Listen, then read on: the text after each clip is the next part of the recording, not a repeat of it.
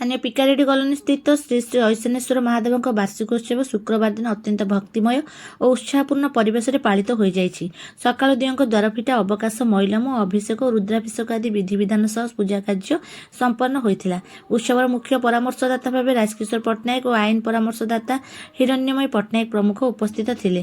ସଭାପତି ପ୍ରଦୀପ କୁମାର ଜେନାଙ୍କ ନେତୃତ୍ୱରେ ଉପସଭାପତି କେ ରାଜାରାଓ ରେଡ୍ଡି, ସମ୍ପାଦକ ବୀରେନ୍ଦ୍ର କୁମାର ମହାନ୍ତି, ସହ ସମ୍ପାଦକ ପ୍ରଦେଶ କୁମାର ଜେନା, କ୍ୟାସିୟର ଧ୍ରୁବଚରଣ ମାଥ, ଆନୁଷ୍ଠାନିକ ସମ୍ପାଦକ ଗନ୍ଧର୍ବ ମହାରଣା, ଅଡିଟର କ୍ଷୀରୋଦ ଚନ୍ଦ୍ର ବେହେରା ପ୍ରମୁଖ ସକ୍ରିୟ ଭୂମିକା ନିଭାଇଥିଲେ। ଦେବାଶିଷ ମହାନ୍ତି, ବୀରଭଦ୍ର ସିଂ, ହେମନ୍ତ ରାୟ, ଲକ୍ଷ୍ମୀନୃସିଂହ ମହାପାତ୍ର, ଏନ୍ ବଳରାମ ରେଡ୍ଡି, ଦେବେନ୍ଦ୍ରନାଥ ମହାପାତ୍ର, କୈଳାସ ଚନ୍ଦ୍ର ଭଟ୍ଟ, ମୃତ୍ୟୁଞ୍ଜୟ ମହାନ୍ତି, ପ୍ରଦୀପ କୁମାର ଦାସ, ଜ୍ୟୋତିରଞ୍ଜନ ଦାସ, ସଦାଶିବ ରାଉତ, କାଶୀନାଥ ସାମଲ ଓ ସୌଭାଗ୍ୟ କୁମାର ସାହୁଙ୍କ ସହଯୋଗରେ ଉତ୍ସବ ସୁଚାରୁ ଭାବେ ସମ୍ପନ୍ନ ହୋଇଥିଲା।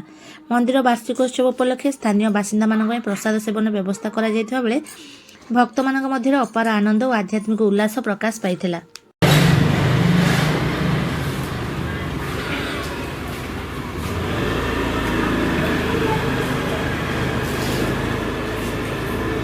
जल्दी